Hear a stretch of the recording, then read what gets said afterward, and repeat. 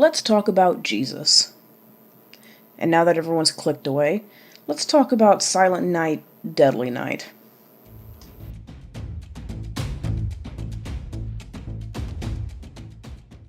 Silent Night, Deadly Night was written by a two-woman team of Cheryl and Mel Hod, who go under the name of Hannah Alexander.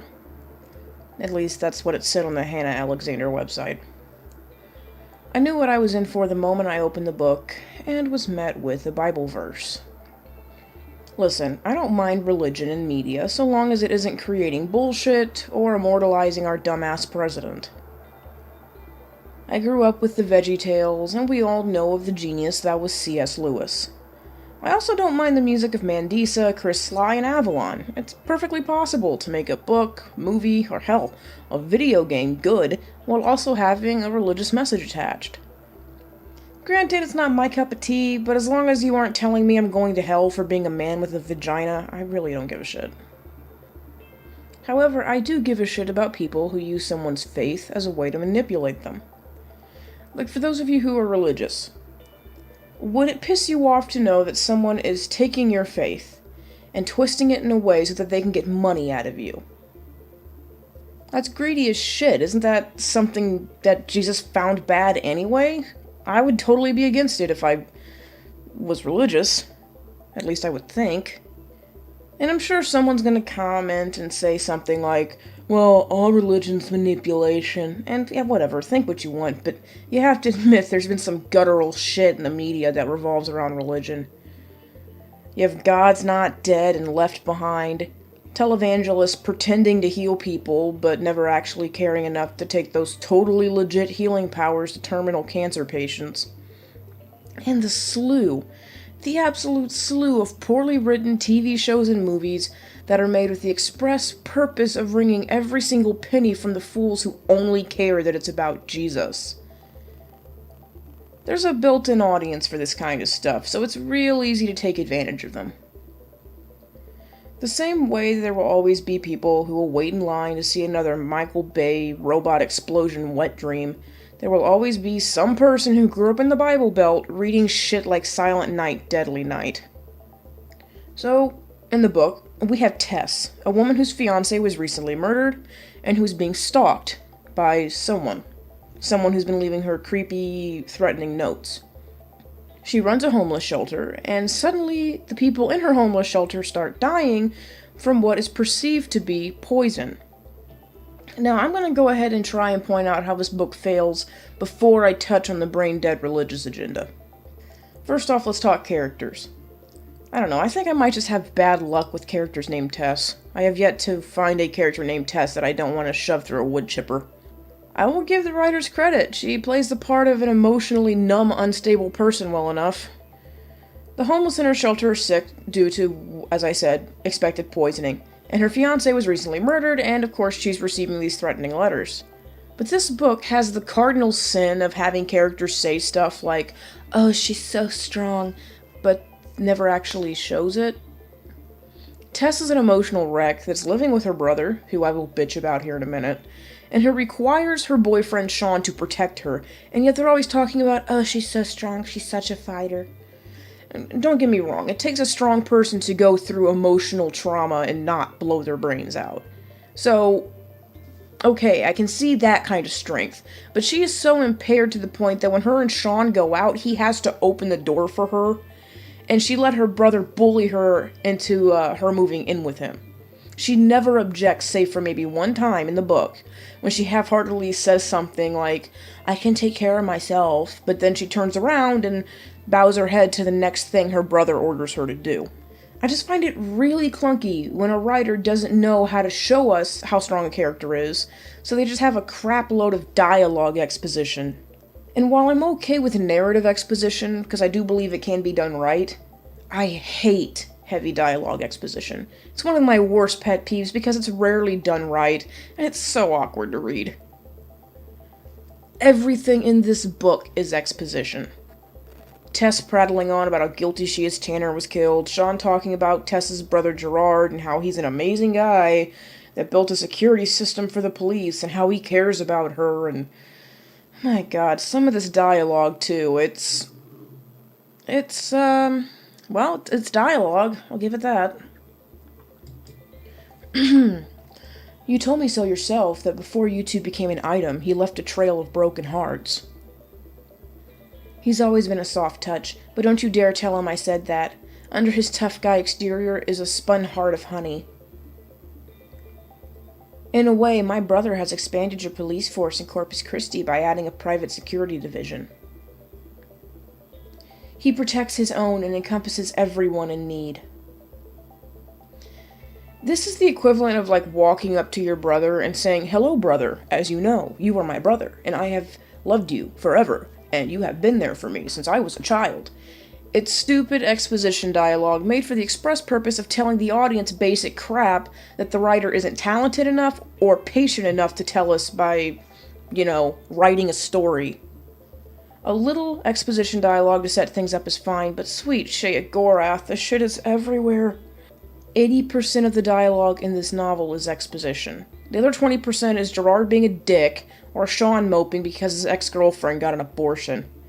And no, I'm not kidding. The characters are mostly forgettable, outside of Tess, Sean, and Gerard. Sean's only personality is loving Tess, and, as I said, crying about his ex's abortion. Tess hyperventilates and mindlessly obeys the demands of any man who orders her around. And Gerard... Okay, let me tell you about this piece of dick cheese. This guy is an asshole. Throughout the first third, Sean, Tess, and the narration play him up as this loving guy who owns a ranch and cares for the homeless and protects his sister and is loved by the community and the local law enforcement. It's just too bad that his words and actions speak against it. As I said, he orders his little sister around constantly. He bullies her into moving in with him, and despite talking about how strong she is, he mocks her whenever she gets upset. This is a woman who's been through a lot, she's emotionally unstable, and he makes fun of her. For instance, on page 67. Let me guess. She fainted because she's still afraid Tanner's killer is going to resurface. Death does that to her. Every time she hears about death, she's suspicious it's another covered-up murder that didn't reach the ears of the media. And then get this, after he says that, literally a page later, he says, "This isn't like Tess, the paranoia, the fear, the guilt. I'm her brother. I know her. At heart, she's a warrior." Are you sure you know her? Because you're more wishy-washy than my fucked-up brain, alright? You make my fucked-up brain look stable. This isn't the only time either. Throughout the book, when he's present, he bounces from praising his sister to mocking her. At one point, Sean says she's, quote, moping like a lost kitten, and Gerard says, good. It's so sloppy how his character is written. And in truth, that's the biggest problem with this book as a whole. It's sloppy in its execution, and it's lazy when it tries to tell the actual story. Before I go any further, I do want to get any nitpicky things out of the way, because, as we all know, the nitpicky things are the best bits. At least for me.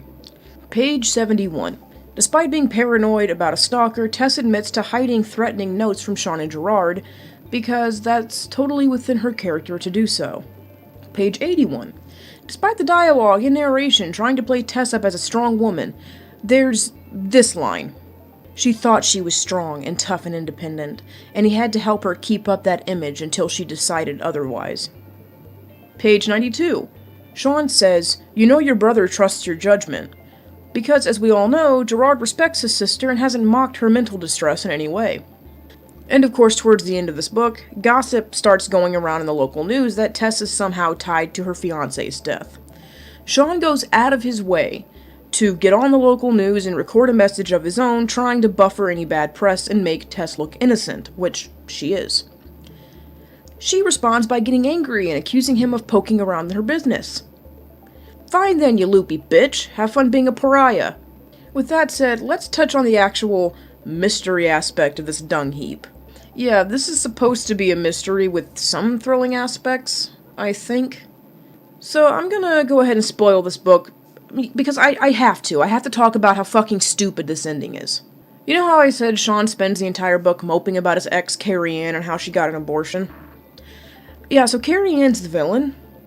She killed Tanner, she sent the letters to Tess, she poisoned the people at the homeless shelter, and then she made a copy of Tess's key so she could break into her home. Why? Well, because she's jealous of the fact that Sean was protecting Tess. She was deluded into thinking that they were sleeping together. Except there's no setup to this. She's never mentioned as being a jealous person. She isn't spoken of unless Sean starts waxing poetic about the baby they ripped out of her stupid vagina. She just pops up because she's evil. And why is she evil? Because she got an abortion. Seriously, I am convinced the only reason Carrie Ann is the bad guy is she got an abortion. There is no other reason for her to even exist in this story. The book itself is a mess regardless of the shoehorned religious implications, but god damn is that stupid. Tess talks about God a bit here or there throughout, contemplating his role for her and all that jazz, but it's obvious the writers had some agenda towards the evils of abortion. It's the icing on top of this poorly made, dried out mess of a cake. And to cap it off, there are discussion topics at the end of the book, which I always laugh at. How narcissistic are you to think that this is such a deep, moving work of fiction that I need to put discussion topics at the end to further engage the reader? And of course, it's what you expect. Questions about if you've ever been drawn away from your faith, and stuff about animals and some shit. My favorite is the last question. In this story, true love wins out. It doesn't always happen that way, and even Christians who are taught to be gentle and turn the other cheek have temper problems and relationship difficulties. What are some ways we can get around these difficulties? Turn the other cheek, huh? Do you mean creating a female lead who won't so much as fart without her brother's permission?